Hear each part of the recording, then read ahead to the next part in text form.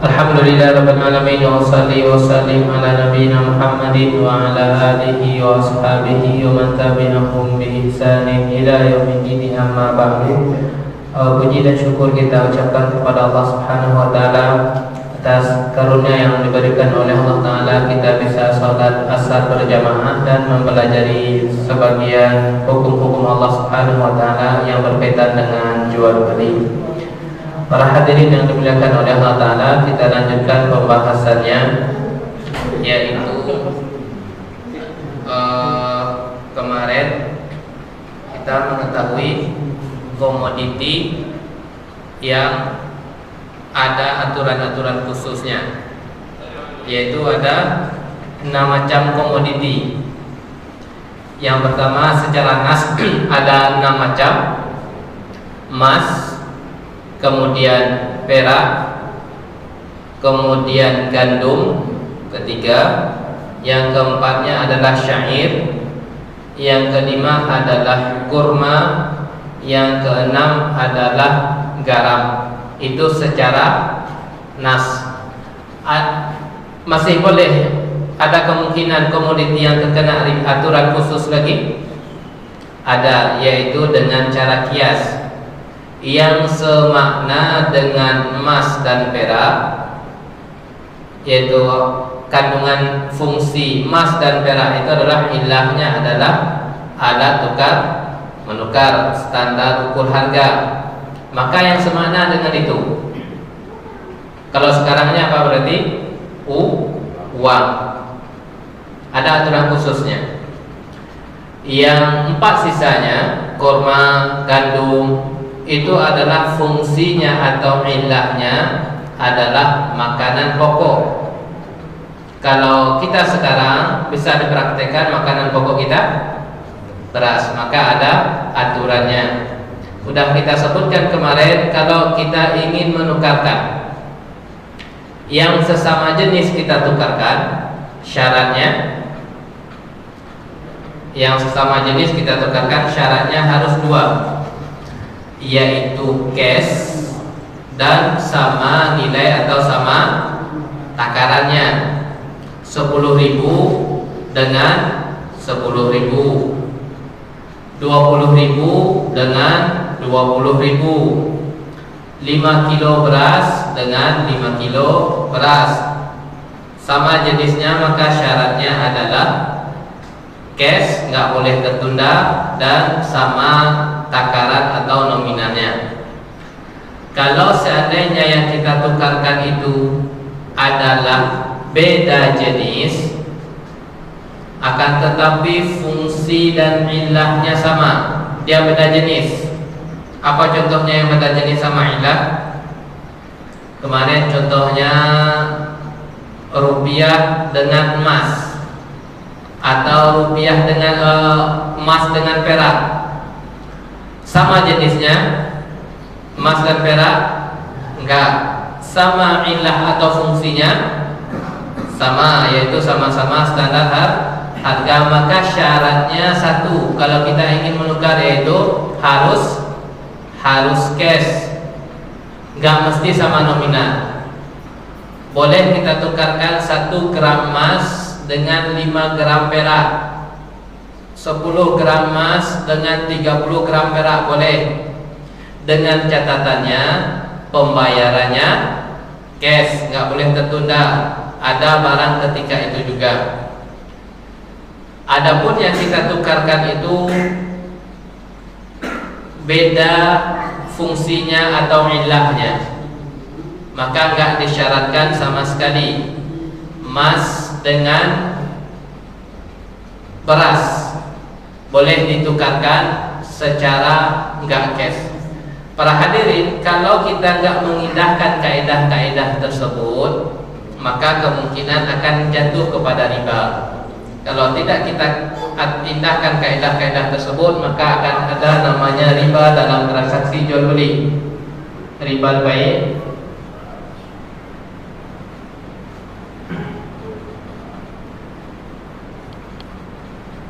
Ada 2, riba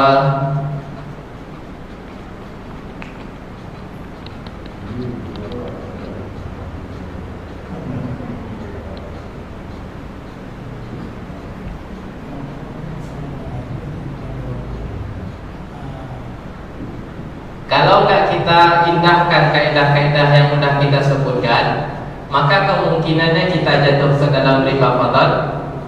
Kalau nggak kita jatuh kepada riba an-nasi'ah. Kapan itu jatuh kita kepada riba fadl? Kalau seandainya terjadi perbedaan ya, nominal atau takaran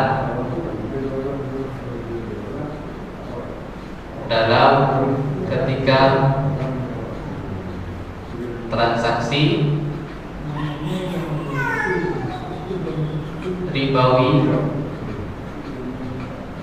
komoditi ribawi yang sama jenisnya. Kapan itu riba fadl? Terjadi perbedaan nominal atau terjadi perbedaan timbangan atau tukaran ketika kita melakukan transaksi pada komoditi ribawi yang sama jenisnya. Contohnya, uang rupiah dengan rupiah. Kita ingin menukarkan uang. Yang pertama, sama jenisnya rupiah, sama, maka syaratnya apa?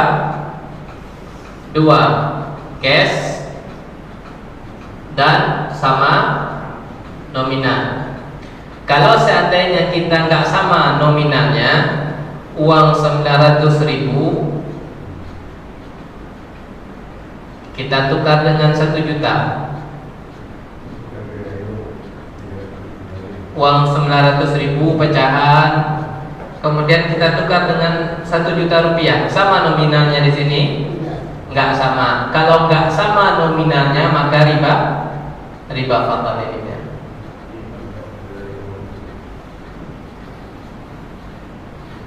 Perhatian kita, pertama, catatannya terjadi perbedaan nominal otomatis yang sama jenis.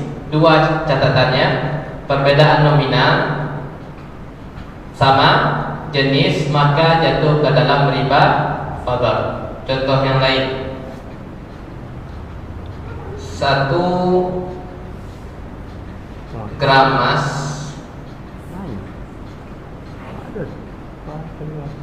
ditukar dengan 10 gram perak. otomatis. Baik, riba fadl atau bukan ini? 1 gram emas ditukar dengan 10 gram perak. 1 gram emas ditukar dengan 10 gram perak. Riba fadl di sini? Bukan riba fadl. Karena mengapa? Itu dia. Karena catatan riba fadl itu perbedaan nominal sesama jenis. Terjadi perbedaan nominal atau takaran ketika transaksi komoditi ribawi yang sama jenisnya. Rupiah dengan rupiah, contohnya 900.000 ditukar dengan 1 juta rupiah, sama jenisnya kan ya, maka riba fadl. Kalau sekarang ini 1 gram emas ditukar dengan 10 gram perak. Pertama, sama nggak beratnya? Beda. Sama nggak jenisnya? Beda. Riba fadl? Enggak riba fadl. Kapan itu riba fadl? Catatannya dua, nggak sama nominal atau takaran, yang sama jenisnya.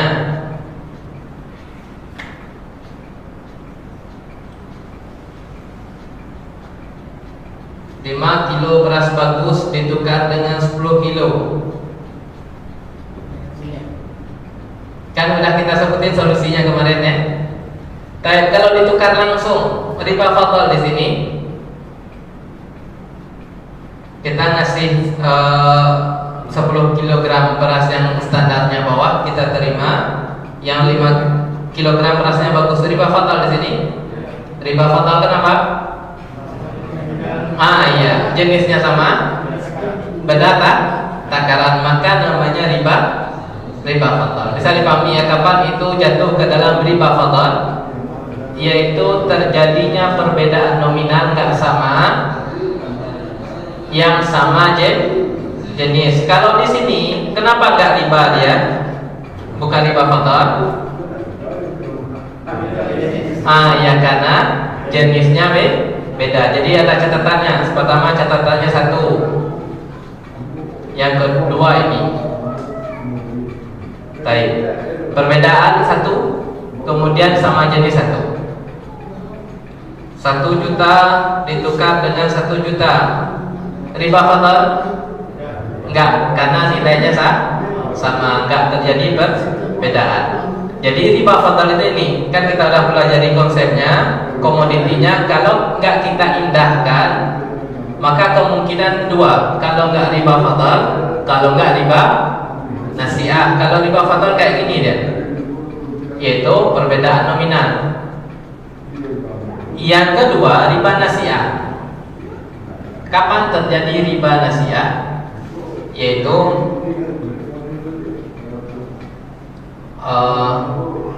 tertunda penyerahan.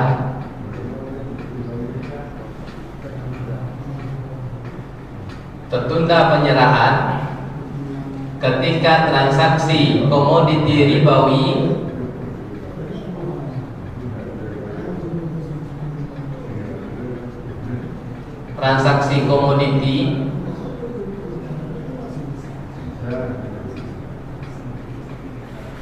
yang ilahnya atau fungsinya sama.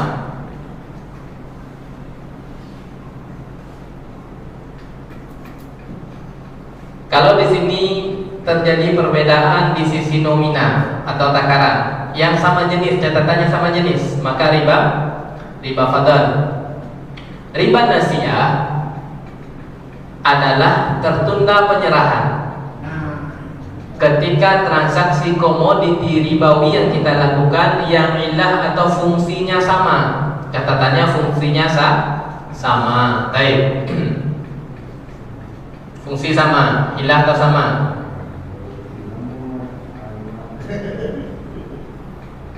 Satu gram emas kita tukar dengan 10 gram perak. Bolehkah kayak gini? Bolehkah kayak gini? 1 gram emas kita minta 10 gram perak, boleh? Boleh. Kenapa boleh? Ya beda jenisnya, maka nggak masalah. Baik, itu yang pertama, aman di sini. Kemudian, apakah fungsi ilahnya sama? Sama, yaitu sama-sama standar harga, maka disyaratkan harus cash.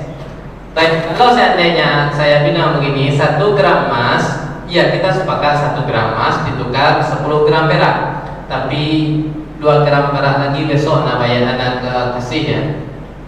Tertunda penyerahan secara utuh? Tertunda, maka namanya riba nasiah.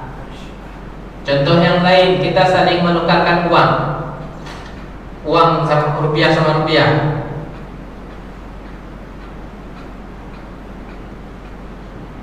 Pecahan 100.000 dengan 10 lembar uang 10.000 rupiah. Baik, kita sudah sepakat nominal sama. Nah, kalau seandainya uang saya 100.000, saya ingin tukar sama antum. Pecahan yang saya inginkan adalah 10.000 10 lembar. Tapi antum di kantong antum baru 7 yang ada. Besok ana kasih ya 30.000 lagi.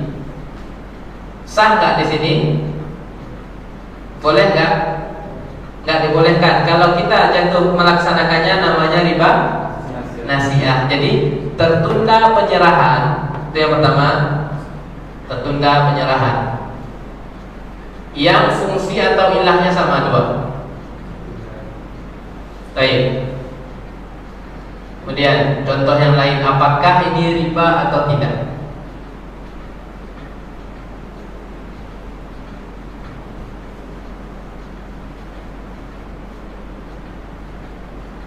Beli beras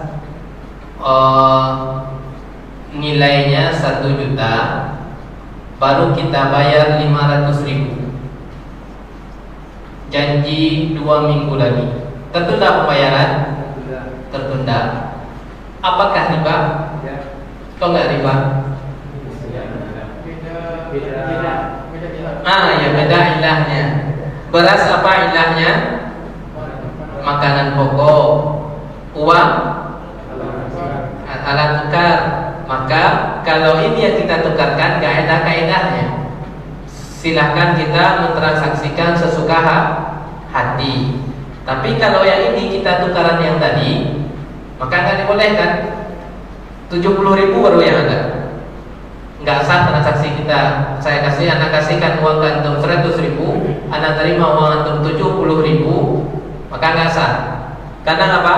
Karena masih tertunda penyerahannya sebanyak 30.000. Tapi solusinya bagaimana? Solusinya akan hutang piutang. Dah pinjam aja anak uang antum 70.000 dulu. Besok anak bayar 70.000. Catatannya anak nggak mengasih uang 100.000 kantum. Kalau anak kasih uang kantum 100.000 maka namanya riba nasiah. Jadi kalau tertunda yang sama illah maka namanya riba nasiah. Contoh yang lain agar kita paham apakah riba nasiah, apakah riba fadl.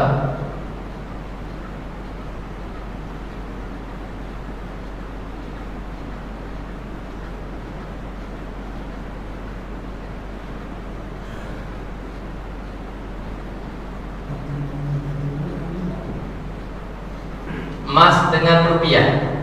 Kita transaksi emas nilainya 1 miliar. Bayarnya baru 750 juta. Boleh atau tidak? Kita beli emas, transaksi emas kita 1 miliar, baru kita bayar dengan rupiah sebanyak 750 juta. Tertunda pembayaran? Tertunda 250. Boleh atau tidak? Kok nggak boleh? Ya, ilahnya sama fungsinya. Emas masih standar nilai, rupiah standar nilai. Kita menukarkan, maka catatannya harus cash. Kalau nggak cash, jatuh riba an-nasi'ah.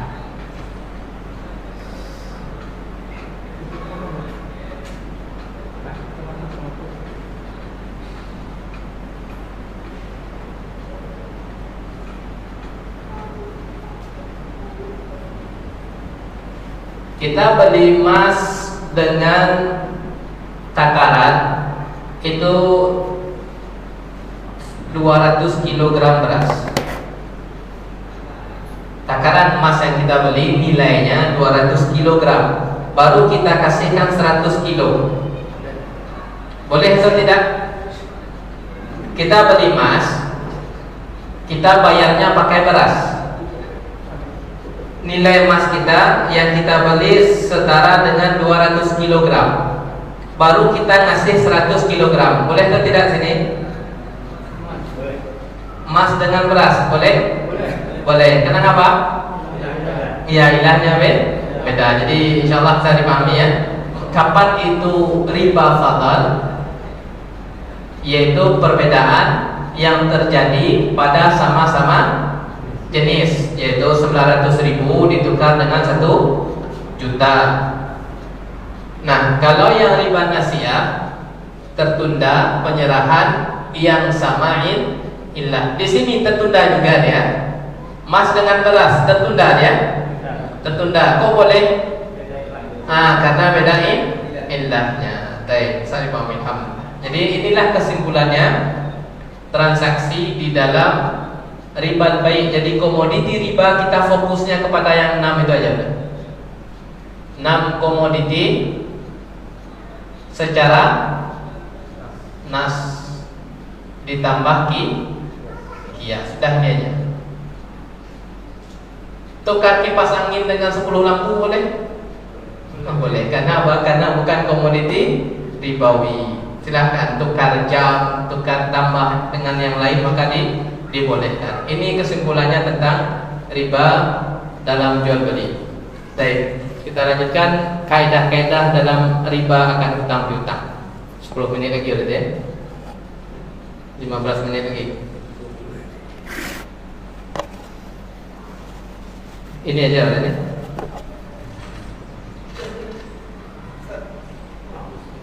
Oh iya. Jadi dalam kaidahnya komoditi ini udah bisa dipahami Pak, kapan riba al-fadl, kapan riba nasiah.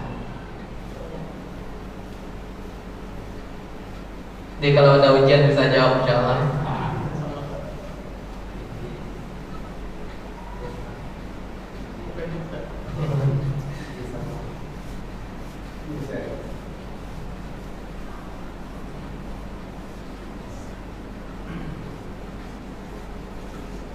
Sekarang riba al-qard.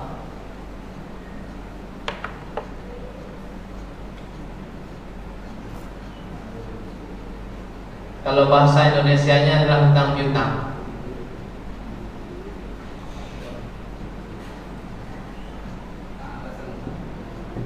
Baik. Qard itu kalau awak Indonesia adalah hutang piutang.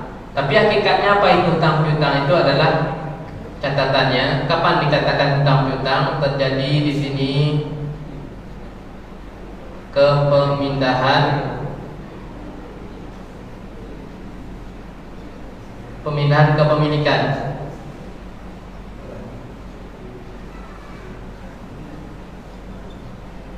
Kemudian dikembalikan gantinya.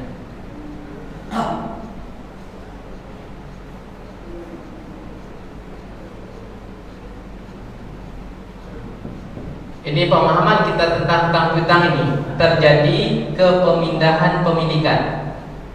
Yang kedua dikembalikan gantinya. Apakah ini sekarang kita ingin mendudukan apakah ini akan hutang piutang atau tidak? Ustaz pinjam anak motor antum dulu. Mau pergi ke pasar. Apakah hutang piutang? Kok enggak? Karena enggak terjadi pemindahan pemilikan motor yang motor antum. Maka kalau ada tapi catatannya harus antum isi bensin. Apakah riba? Bukan riba. Karena apa tadi? Ya, karena sekarang kita mengatakan apakah boleh atau tidak, bukan ya. Sekarang kita mengatakan apakah riba atau tidak. Pinjam motor dulu, antum bilang, tapi isi bensin 2 liter ya. Baik, riba atau bukan? Bukan riba, karena kita bukan qard namanya. Gak terjadi di sini perpindahan pemilikan motor ya, tetap motor antum. Namanya di sini adalah al-ariyah, pinjam meminjam. Contoh yang lain, mahasiswa yang minjam buku maktabah, pustaka, buku ini contohnya. Ini buku ini contohnya. Kemudian pihak maktabah mengatakan kalau kau telah mengembalikan denda seharinya 3.000, riba atau bukan? Bukan, karena bukan terjadi kepemindahan pemilikan. Jadi maksudnya bukan riba. Apakah boleh atau enggak? Pembahasannya lain lagi. Kita sekarang mendudukan apakah riba atau bukan. Yang kita dudukan terlebih dahulu adalah apa itu hutang piutang. Karena riba ini munculnya di akad hutang piutang. Apa itu hutang piutang? Terjadi terlebih dahulu kepemindahan pemilikan, kemudian wajib kita ganti. Ini kita dudukan dulu, itu qard. Jadi kalau kita ditanya apakah riba atau bukan, orang yang nggak pakai helm didenda riba?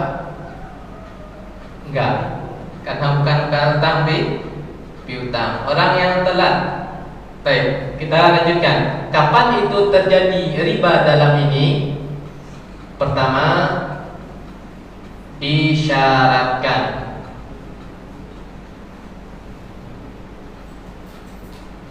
Atau disyaratkan pertambahannya ya, atau semakna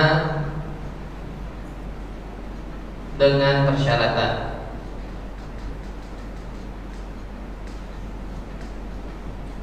Disyaratkan, yang kita mengetahui riba itu adalah pertambahan. Disyaratkan atau semakna dengan persyaratan. Minjam sama saya 10.000, wajib dikembalikan 11.000. Disyaratkan secara lafaz. Atau semakna dengan persyaratan, semua orang tahu bahwasanya kalau minjam sama dia pasti ada tambah. Dia nggak syaratkan.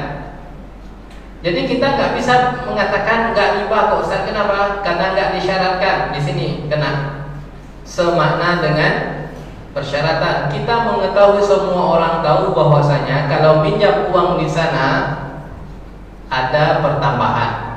Maka ini adalah disyaratkan manfaatnya tersebut atau semakna dengan persyaratan. Ada 3 bentuk. Di sisi mana dia mensyaratkan pertambahan atau manfaat ketika pertambahan nominal?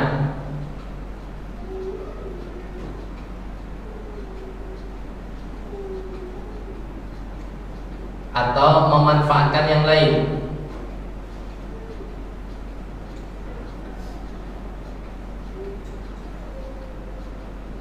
Utang sama saya 100 juta, kembalinya 100.500.000. Ini pertambahan nominal. Atau memanfaatkan yang lain. Saya pinjamin uang 100 juta dengan catatan ladang yang di sana saya yang menggarap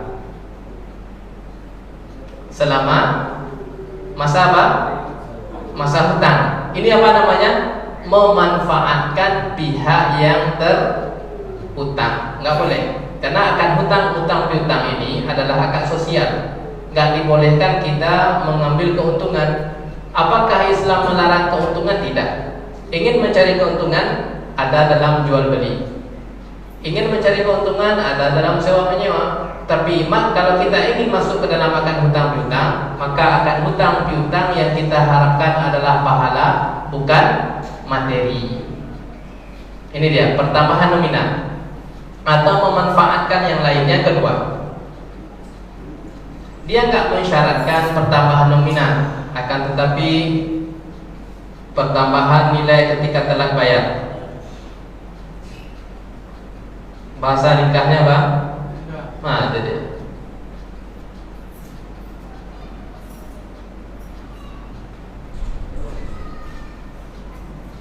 Yang utang 100.000 tetap bayar 100.000.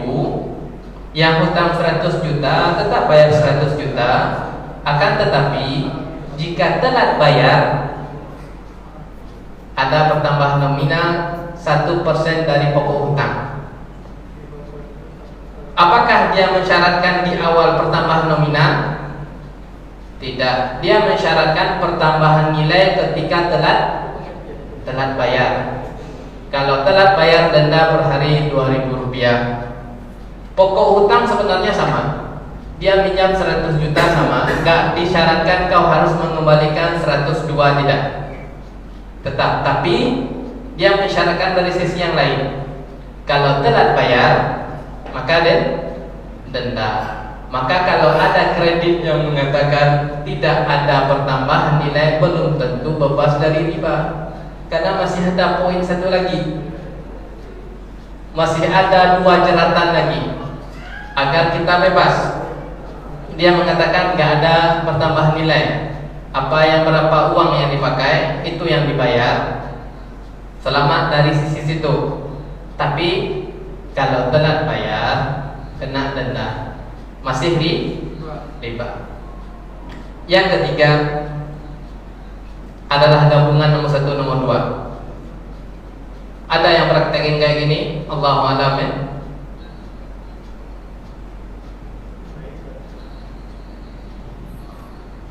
Kata di dalam buku Haqiqatul Riba dikatakan gabungan ini adalah seburuk-buruknya transaksi, karena dia menggabungkan dua jenis riba sekaligus. Pinjam 100 juta, bayar 101, kalau telat bayar denda. Wallahu a'lam, apakah ada atau enggak, semoga enggak. Nah, ini adalah yang paling buruk. Karena apa? Karena riba yang dia kandung dua jenis sekali jalan akan tercakup dua riba sekaligus. Ini disyaratkan. Tapi kalau nggak disyaratkan secara makna, nggak disyaratkan secara lafaz, alias keinginan pribadi untuk melakukan tambahan, maka apakah boleh? Nggak disyaratkan. Maka ada dua bentuk kalau nggak disyaratkan, tidak disyaratkan.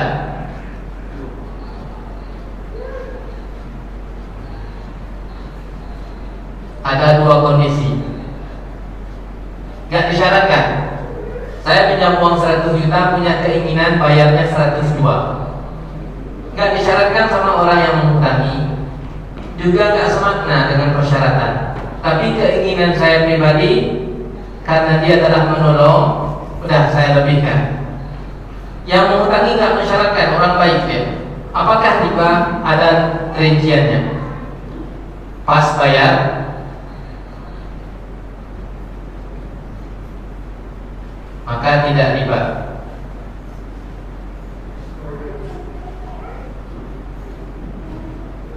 Ana dulu pinjam uang antum 100 juta.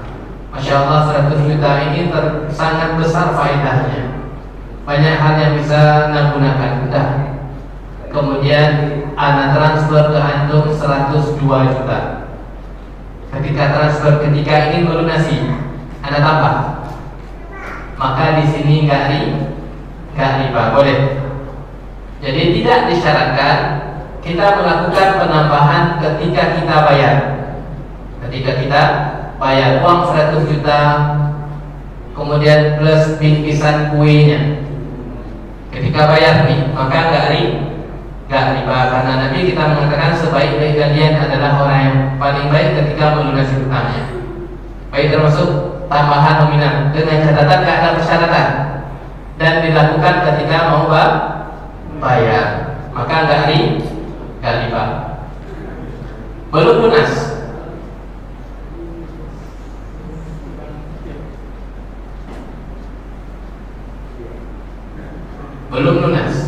Anak punya hutang sama antum 50 juta, belum lunas. Kemudian anak kirim sama antum bingkisan atau buah-buah yang sedang berbuah sekarang ini, Anda belum melunasi hutang.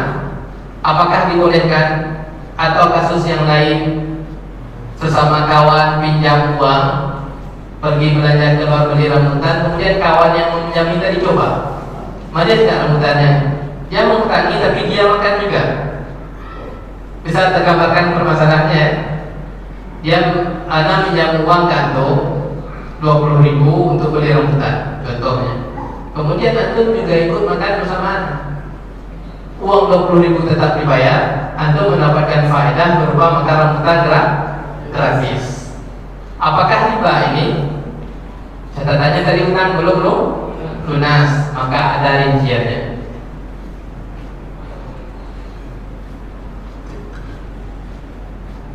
Kebiasaan sudah terjadi. Kebiasaan tersebut sudah sering. Sebelum berhutang pun kayak gitu, karena sebagian pelajar dia nggak diminta pun dia makan. Dan sering. Kalau kebiasaan tersebut sudah sering sebelum akan hutang piutang, maka dibolehkan, nggak masalah. Kan nggak masalah sebelum lunas ya. Kebiasaan sudah sering. Atau ada faktor lain. Yang menyebabkan hadiah tersebut.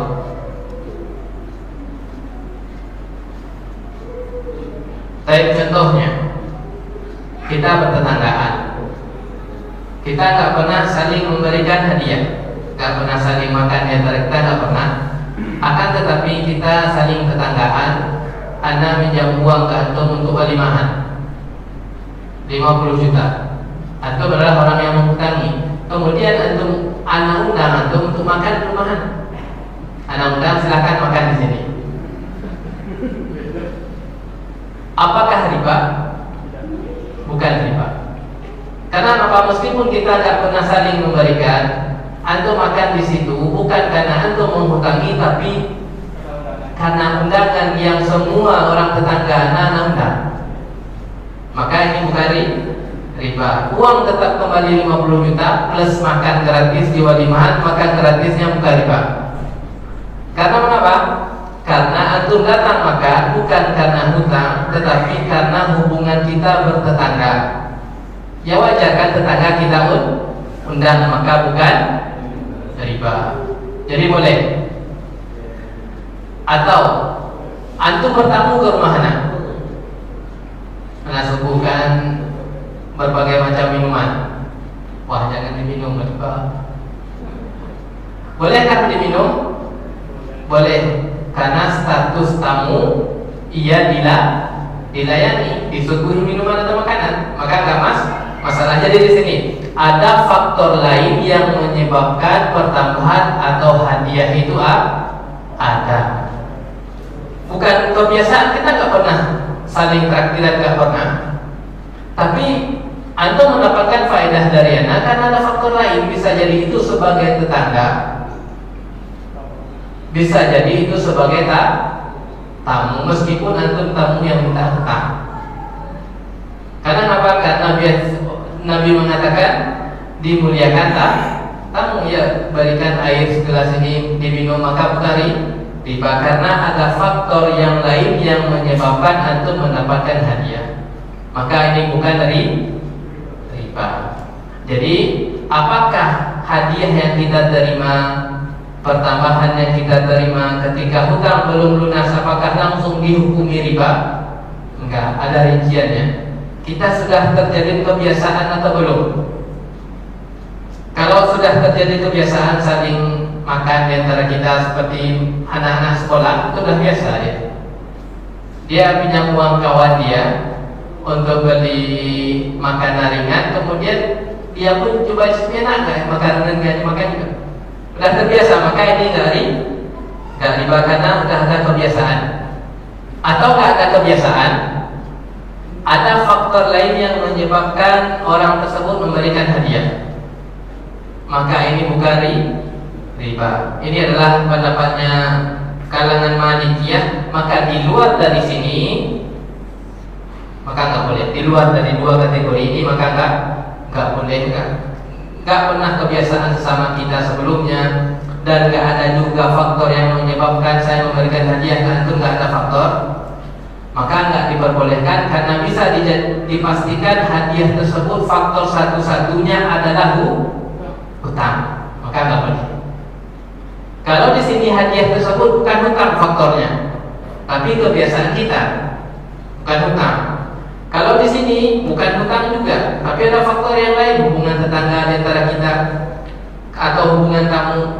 Tapi kalau nggak ada di antara dua ini, dipastikan hadiah tersebut hutang belum lunas, dipastikan itu faktornya adalah hutang. Itu yang pertama. Yang kedua, satu lagi adalah faedah tersebut atau manfaat tersebut kembalinya kepada yang menghutangi,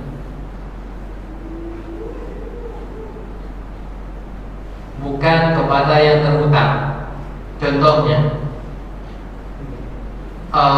saya berhutang kantor tadi 50 juta karena lama bayar, udah 1 tahun nggak bayar juga, 2 tahun nggak bayar juga, itu akhirnya kayaknya dia nggak mampu bayar, dan bilang aja bayar sekarang 30 juta. Tapi sekarang pertambahan atau penurunan? Penurunan.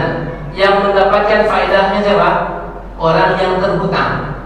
Kalau yang mendapatkan orang yang terhutang yang mendapatkan keuntungan, maka bukan riba. kalau ada kawan kita yang belum bayar hutang juga, bilang aja, dah bayar hari ini separuhnya, sisanya sedekah buat alhamdulillah. Tapi catatannya bayar sekarang. Apakah riba? Bukan riba. Karena apa? Keuntungan yang riba itu kalau keuntungan yang kembali kepada orang yang menghutangi.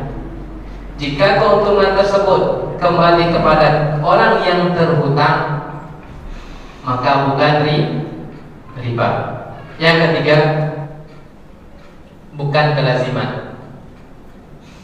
Faedah pertambahan tersebut bukan kelaziman dari hutang piutang. Ini terakhir.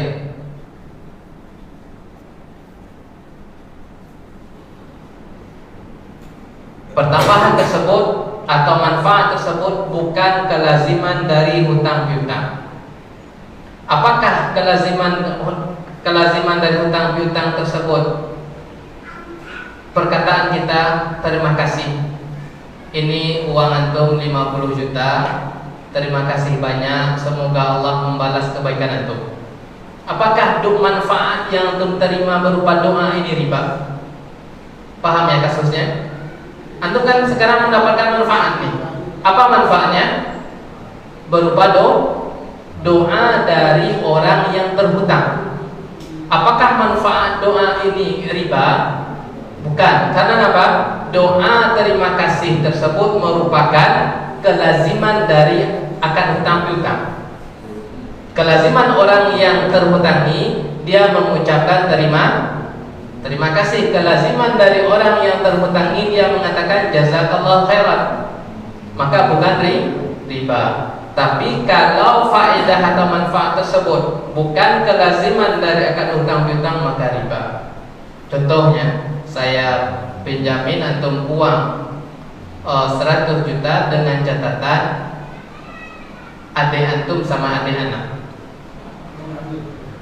Iya. Apakah kelaziman dari akad hutang piutang? Tidak, maka riba. Jadi pernikahannya jadi semuanya riba ya. Jadi maksudnya apa? Apakah kelaziman berhutang 10 juta bayar 11 juta?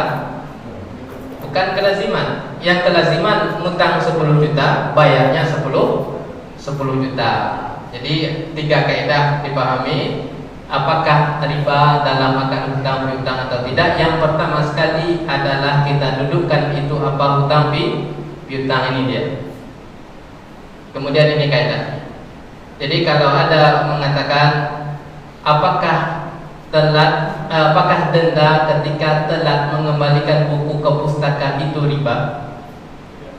Jawabannya bukan riba, karena bukan akad hutang piutang, karena bukan terjadi pemilikan yang dipakai adalah hak guna. Jadi kalau yang dipakai adalah hak guna, maka bukan akad hutang piutang. Ini kaidah secara umum. Insyaallah minggu depan kita lanjutkan membaca perkataan penulisnya berkaitan ini. Ini adalah gambaran terlebih dahulu. Kapan dikatakan jatuh kepada riba dalam akad hutang piutang.